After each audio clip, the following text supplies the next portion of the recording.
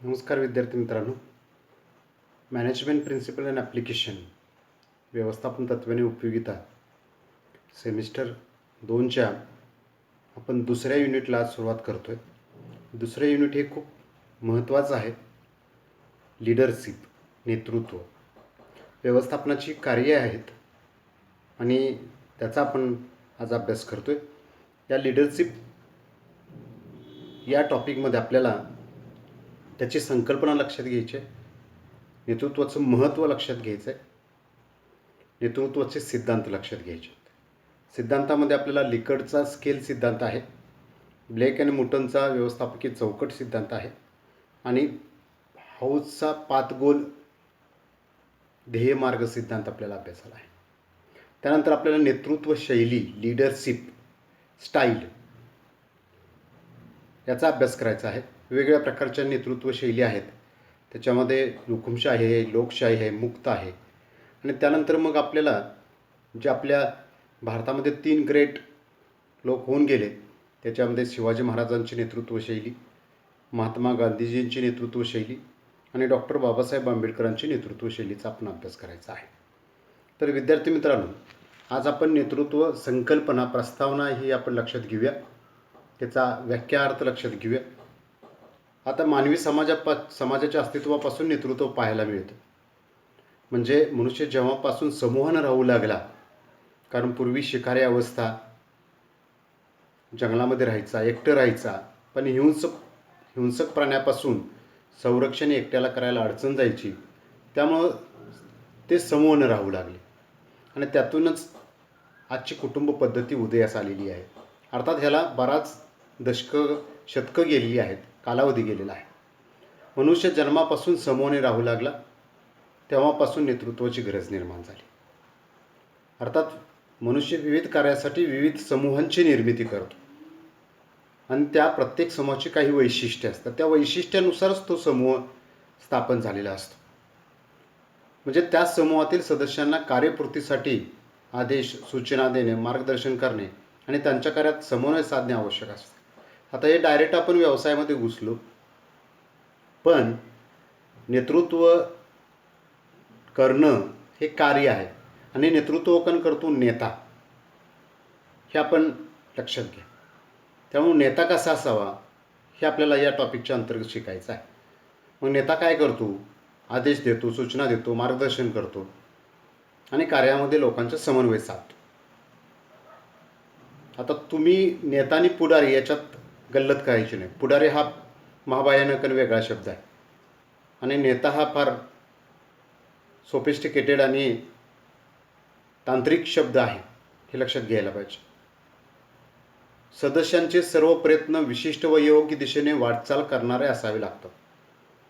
नेत्याला काय करावं लागतं? त्याच्या हाताखालील जे सदस्य असतात, लोक असतात, त्यांना योग्य दिशेने आणि विशिष्ट मार्गाने मार्गस्थ करावं लागतं.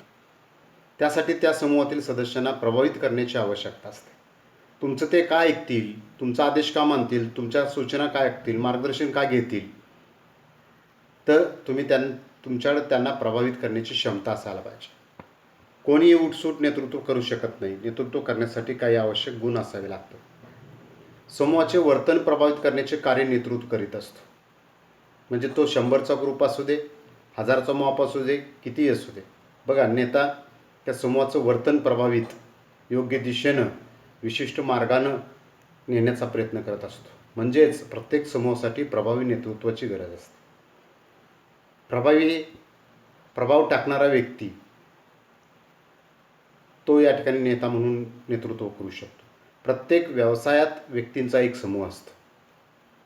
म्हणजे सर्वच लोक हे समूहानं काम करत असतात. व्यवसाय हा सामूहिक कार्याचा परिपाक आहे. ते काही एकट्या दुकट्याचं काम नाही आहे.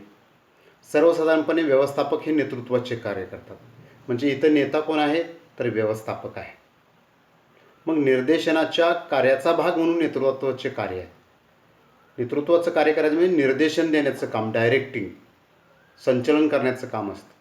व्यवस्थापनाच्या अनेक कार्यापैकी नेतृत्वाचे कार्य अत्यंत महत्त्वाचे आणि अनिवार्य कार्य आहे. हे आपल्याला पटेल, लक्षात येईल, आपल्याला उमजेल. व्यवसायात मानव हा महत्त्वाचा घटक असतो.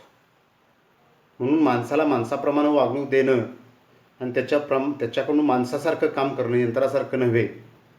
त्यामुळे त्याच्या भावना, त्याच्या अपेक्षा, त्याची इच्छा, त्याची निष्ठा या सगळ्या गोष्टी लक्षात घ्याव्या लागतात. मानवाच्या अंगी असलेली क्षमता महत्तम प्रमाणात उपयोगात आणण्याचं, म्हणजे त्याच्याकडं जी काही कौशल्य आहेत, गुण आहेत, ज्ञान आहे, माहिती आहे, अनुभव आहे, त्या सगळ्याचा जास्तीत जास्त वापर करायचा आहे. आणि हे करत असताना त्याच्यामध्ये संघभावना निर्माण करण्याचं कार्य नेतृत्व करीत असतं.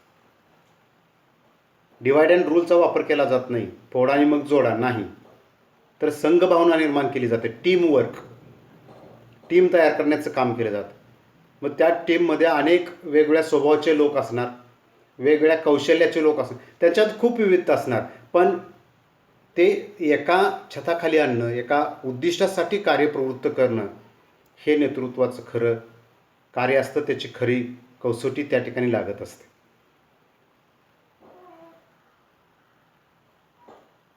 प्रस्तावनेमध्ये आपण पुढं असं लक्षात घेतोय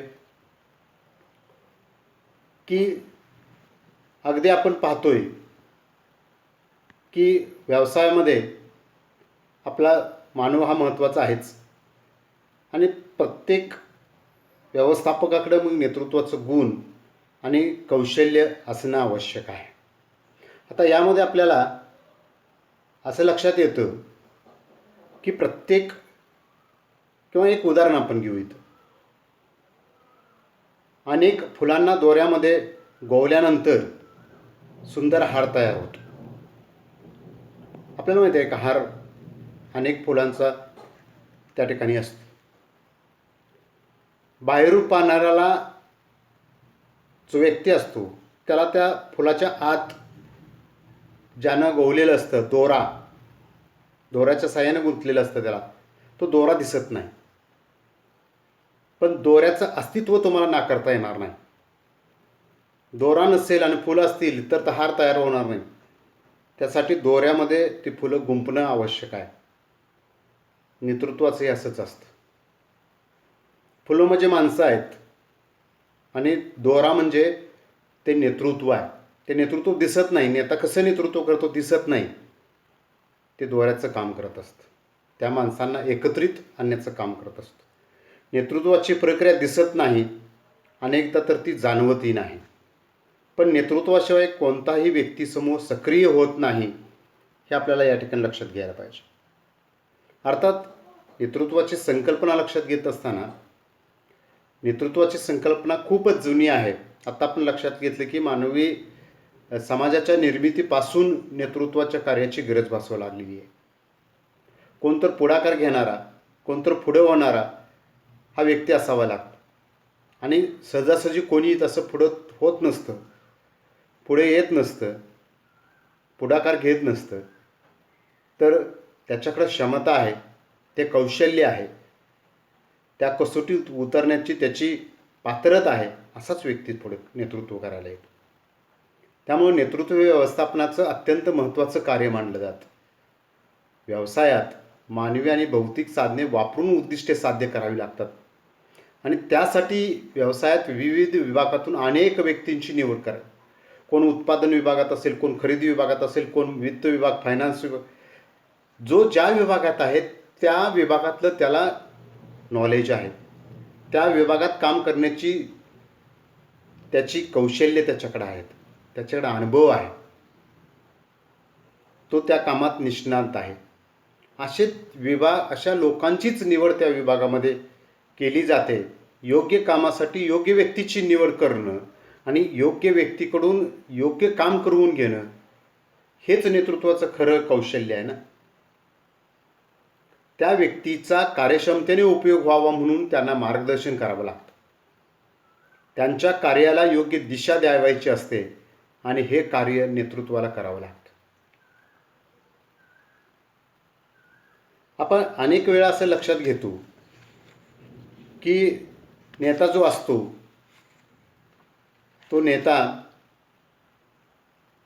त्याला मार्ग दाखवता आला पाहिजे, आणि प्रसंगी त्या मार्गाने त्याला जाताही आलं पाहिजे. म्हणजे मी म्हटलं असं करा आणि तो समोरचा म्हटला साहेब तुम्ही करून दाखवा, तर ते मी करून दाखवता आलं पाहिजे, तर ते सांगण्याचा मला अधिकार प्राप्त होतो. मी तत्त्वज्ञान सांगायचं पण त्यातलं मला काही येत नाही, मला काही जमत नाही.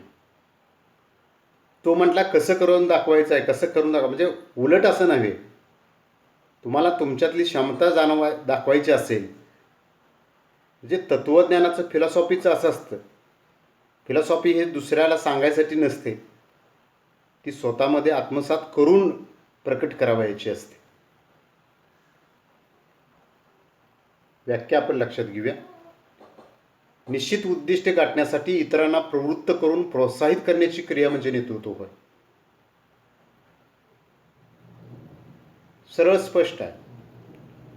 तुम्हाला कोणत्या ठिकाणामध्ये जायचं आहे, तुमचं इच्छित स्थळ कोणतं आहे, त्या ठिकाणी तुम्हाला पोचायचं आहे, ते तुम्हीच निश्चित करायचं आहे. आणि त्या ठिकाणी तुम्ही जायचं आहे आणि इतरांनाही येण्यासाठी प्रवृत्त करायचं आहे, प्रोत्साहित करायचं आहे. इतर लोकांना मार्गदर्शन व निर्देशन करणारी व्यक्ती म्हणजे नेता होय. फार साधं सोपं आहे मार्गदर्शन. आपण तर आपले फुकट करत असतो, दुसऱ्याला सल्ले देत असतो आपण, असं करा तसं करा. पण मार्गदर्शन ही सोपी गोष्ट नसते. त्याच्यामागं काहीतरी तुमची मोठी परंपरा, पार्श्वभूमी असावी लागते. निर्देशन करणं, डायरेक्शन करणं सोपं नसतं.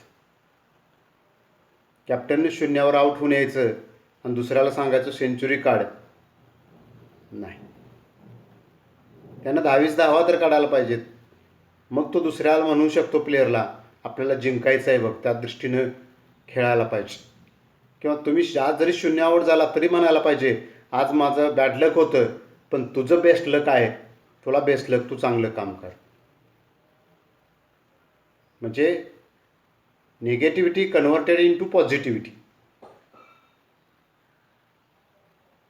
म्हणजे तुमच्या बोलण्यावर, तुमच्या वागण्यावर, तुमच्या चेहऱ्यावर, तुमच्या डोळ्यामध्ये तो भाव दिसायला पाहिजे.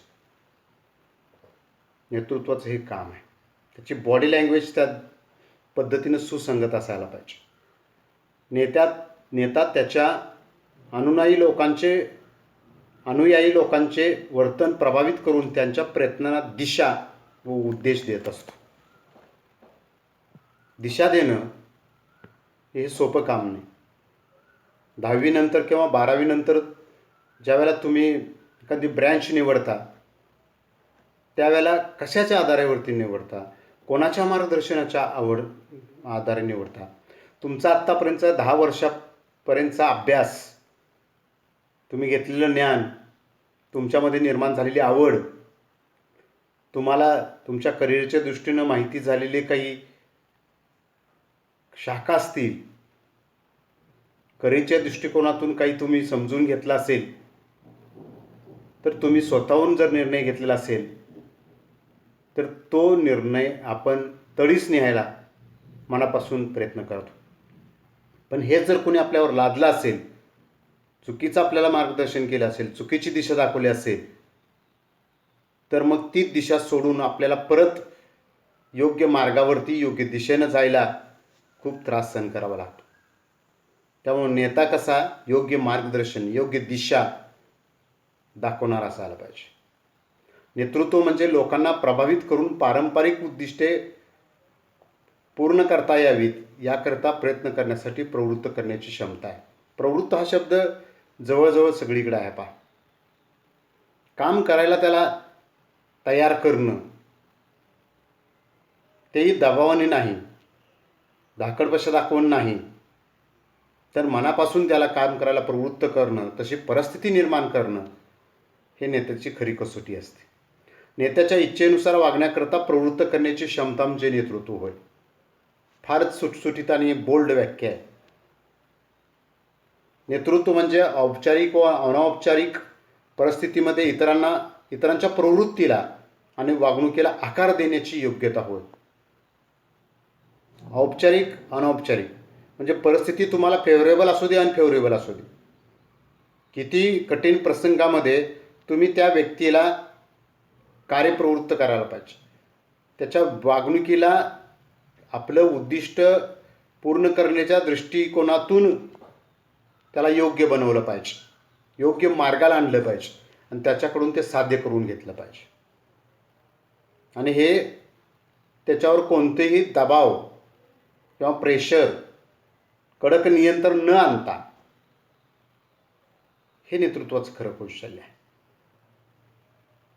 आपण अनेक ठिकाणी बघतो की नेता असतात, नेतृत्व करत असतात, पण बऱ्याच वेळेला ते म्हणजे दबाव आणत असतात किंवा काहीतरी भीती दाखवत असतात किंवा काहीतरी आपण असं म्हणतो बोळात अडवून काम करून असं काहीतरी अडचणीत तुम्हाला टाकतात आणि मग तुम्हाला ते नाईलाजानं करावं लागतं. असं नसतं. नेता ह्या सगळ्यामध्ये इतका तरबेज असतो, त्यानं प्रावीण्य मिळवलेलं असतं की त्या पुढच्या समोरच्या व्यक्तीला कळतही नाही की आपल्याकडून कशा पद्धतीने काम करून घेतलं. त्यामुळे तर आपल्याला शिवाजी महाराजांच्या किंवा डॉक्टर बाबासाहेब आंबेडकरांच्या सारख्या किंवा महात्मा गांधींसारख्या लोकांचा अभ्यास आपल्याला, त्यांची नेतृत्व शैली कशी होती, काय त्यांच्या फिलॉसॉफी होत्या, हे आपण अभ्यासाला या टॉपिकच्या अंतर्गत आपण घेतलेलं आहे. त्यामुळं विद्यार्थी मित्रांनो, आपल्यामध्ये आता तुम्ही म्हणाल की सर आम्हाला कुठे एवढं देशाचं नेतृत्व करायचं आहे, जगाचं नेतृत्व करायचं आहे. नाही हो, तुम्हाला तुमच्या कुटुंबाचं तरी नेतृत्व करायचं आहे. उद्या तुम्ही पालक, वडील म्हणून काम करणार आहे, आई म्हणून काम करणार आहे किंवा ती जबाबदारी तुम्हाला पूर्ण करायची आहे किंवा तुम्हाला आई वडील म्हणून मिरवायचं आहे. तर हे मिरवत असताना, ती जबाबदारी पार पडत असताना ह्या नेतृत्वाची कसोटी लागतेच. आपल्या मनावरती आपण कंट्रोल राखणं, आपल्या मनाला कार्यप्रवृत्त करणं, हा सुद्धा नेतृत्वाचाच भाग आहे. म्हणून मगाशी म्हटलं की हारातल्या दोऱ्याचं अस्तित्व दिसत नाही, तसं आपल्यामधल्या नेतृत्वाचं अस्तित्व दिसत नाही, ते जाणवतही नाही, पण आपण ते करत असतो. मनाला कंट्रोल करत असतो, आवर घालत असतो, त्याग करत असतो, एखादी नावडती गोष्ट स्वीकारत असतो, आवडीच्या गोष्टी उत्साहाने करत असतो. हा सुद्धा part and parcel of leadership, हे लक्षात घ्या. विद्यार्थी मित्रांनो, यावरती आपण एक छोटासा व्हिडिओ पाहूया.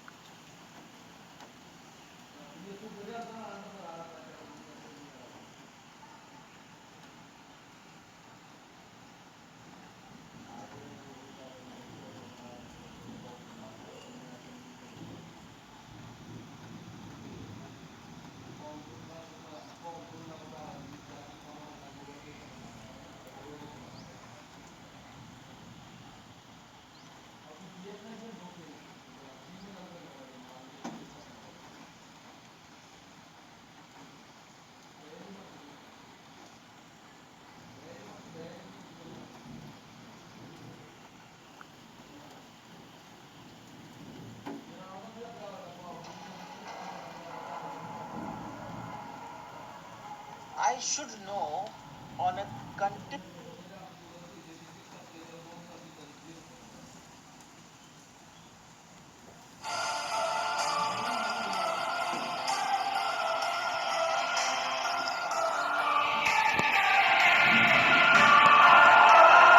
इस स्वागत है आप सबका। मैं Vivek Bindra, international motivation speaker, leadership consultant and CEO coach. लोग मुझसे पूछते हैं, डॉक्टर बिंद्रा लीडरशिप के बारे में कुछ एक्सप्लेन करिए। आज लीडरशिप की क्रांतिकारी रेवोल्यूशनरी डेफिनेशन आपको देने वाला हूं, ध्यान दीजिएगा।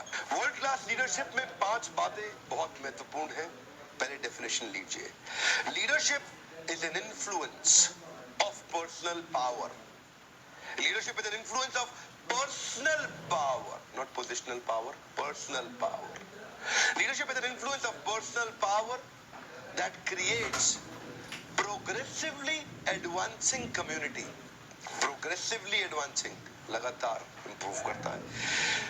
Progressively advancing community, एक बड़ी कम्युनिटी बनाएगा, डिपार्टमेंट नहीं, डिविजनलाइजेशन नहीं, कम्युनिटी जहां बहुत लोग जुड़ते हैं towards the common purpose. So leadership is an influence of personal power that creates progressively advancing community towards the common purpose. देश के सारे बड़े ब्रांड्स और एंटरप्रेन्योर व्यापारी लोग, कॉर्पोरेट्स मेरे लीडरशिप के ऊपर, ये एक रेवोल्यूशनरी कंप्लीटली कंप्लीट परिभाषा है। इसके बाहर कुछ नहीं है लीडरशिप में, सब कुछ इन 5 स्टेप्स में आएगा। पहला स्टेप क्या है? Leadership is personal power, not positional power. एक मुझे किसी ने फोन किया, मेरे एक दोस्त के छोटे भाई ने, बोला डॉक्टर बिंद्रा आज मैं लीडर बन गया हूँ। मैं बड़ा हैरान हो गया सुन के, आज लीडर बन गया है। एक्चुअली वो ये कहना चाह रहा है कि उसका प्रमोशन हुआ है, उसको एक पोजिशनल पावर मिली है। Leadership is not about positional power, it is about personal power. Positional power से बहुत सारे नेताओं ने अपना साम्राज्य खो दिया अपने बेटे को पोजिशनल पावर ट्रांसफर करके। आप जानते हैं रिसेंटली भी हुआ है। सबसे बड़ा उदाहरण तो आप जानते हैं, राहुल गांधी के पास पोजिशनल पावर है, महात्मा गांधी के पास पर्सनल पावर थी। लीडर पोजीशन का अगर इस्तेमाल करके जोर डाल के काम करा रहा है तो वो लीडर ज्यादा देर तक चलेगा नहीं। जिस दिन उसकी लीडरशिप की पोजीशन जाएगी, लोग उसके पास कभी वापस नहीं आएंगे। इसीलिए बोला जाता है ये इन्फ्लुएंस है। इन्फ्लुएंस का मतलब है कुछ लीडर्स का बड़ा प्रभाव होता है और कुछ लीडर्स का बड़ा दबाव होता है। ये दबाव डालने वाले लीडर्स भी काम कराते हैं, प्रभाव डालने वाले भी काम करा लेते हैं, लेकिन दबाव डालने वाले के पीछे से उसके बारे में लोग क्या कहते हैं जानते हैं?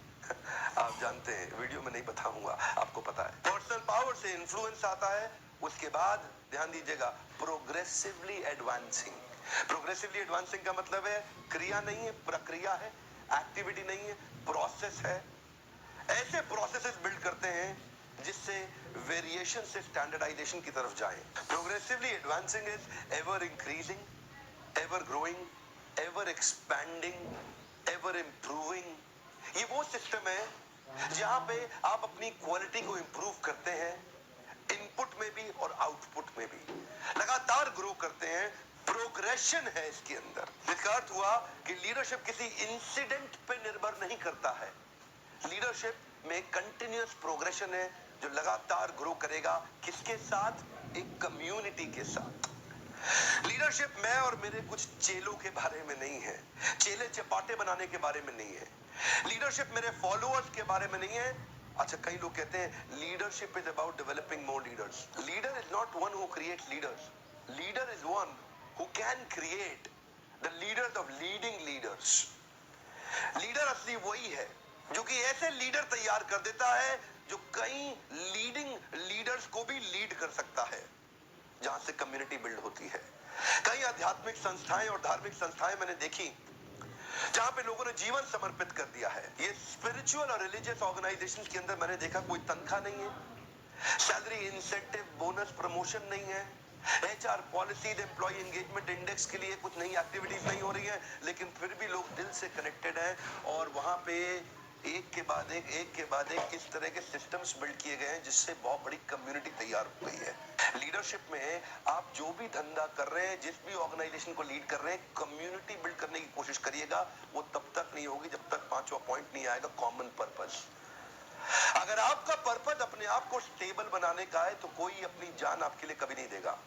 आनंद महिंद्रा का मैं एक इंटरव्यू सुन रहा था, कहते हैं अगर आप अपने गोल के लिए लोगों को भगाएंगे तो लोग थोड़ी देर में थक के रुक जाएंगे, लेकिन अगर आप अपने गोल के साथ लोगों के गोल को जोड़ देंगे तो वो जीवन भर आपके साथ भागेंगे। कम्युनिटी बिना कॉमन पर्पस के बन ही नहीं सकती है।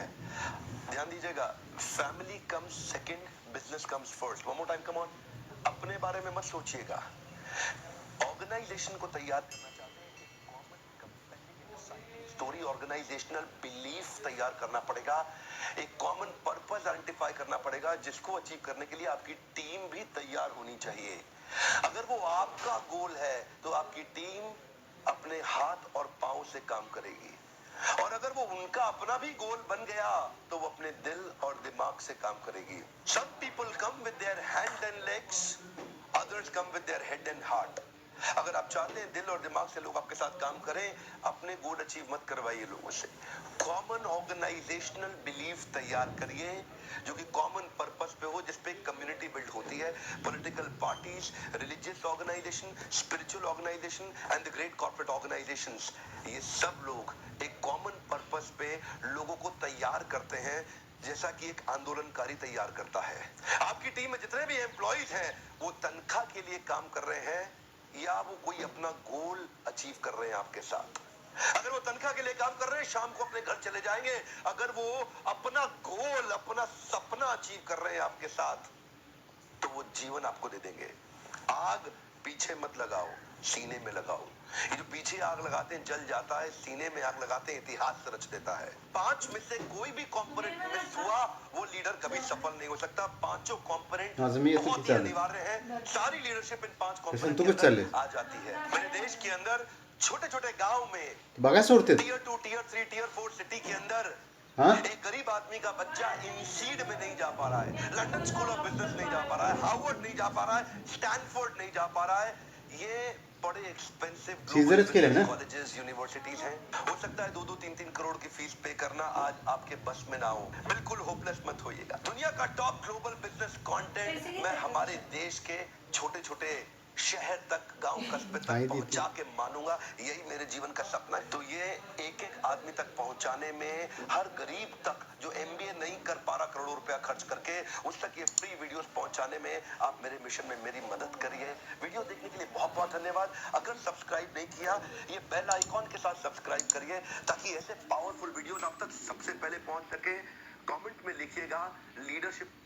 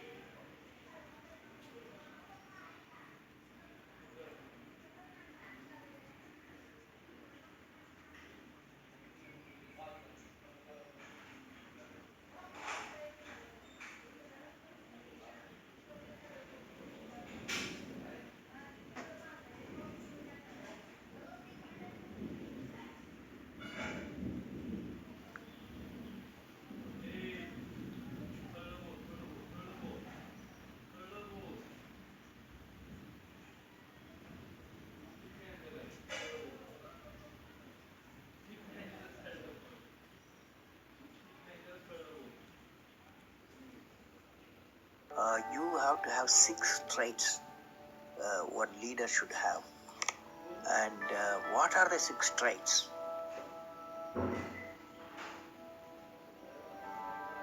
Number 1, leader must have a vision. Without a vision, you will not be a leader, he or she. So leader must have a vision.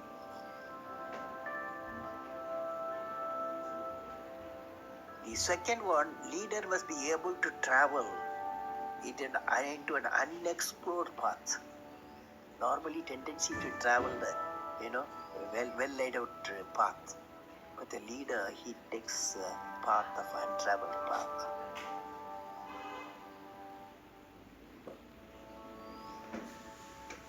Third thing, leader must know how to manage success, most importantly the failure.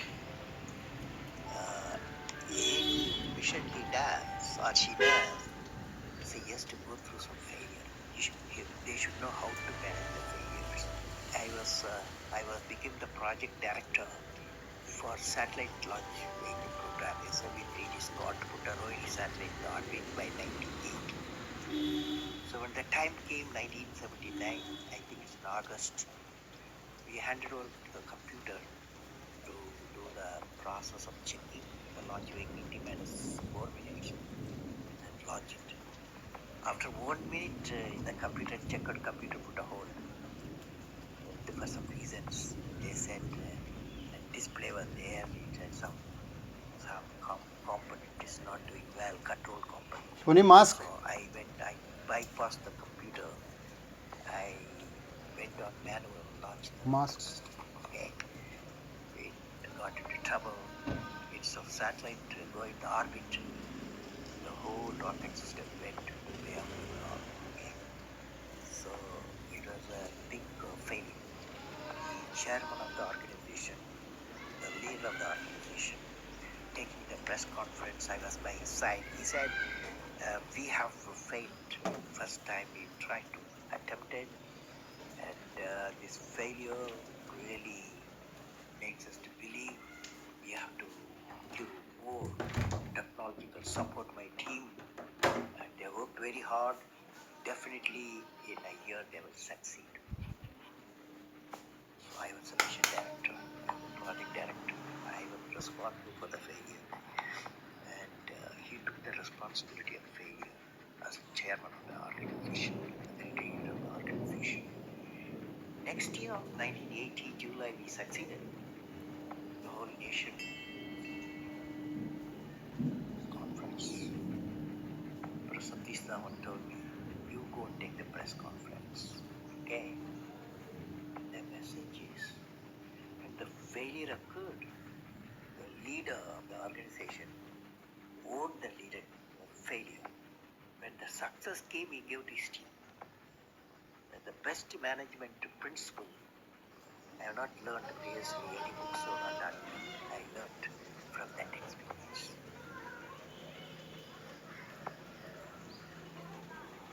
Next one, fourth point, leader must have courage to take decision. That's our problem today throughout the world.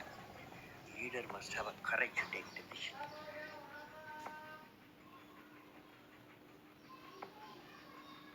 Fifth one, leader should have a nobility in management.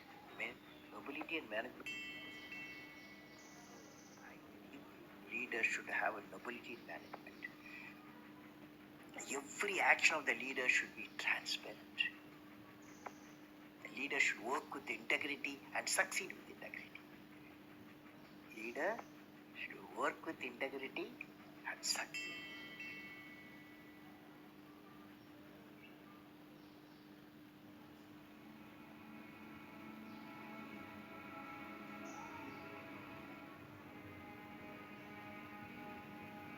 I climbed and climbed. Where is the peak, my lord? I climbed and climbed. Where is the peak, my lord? I plowed and plowed. Where is the knowledge treasure, my lord? I plowed and plowed. Where is the knowledge treasure, my lord? I sailed and sailed. Where is the island of peace, my lord? I sailed and sailed. Where is the island of peace, my lord? Almighty, bless my nation with vision and sweat, resulting into happiness, resulting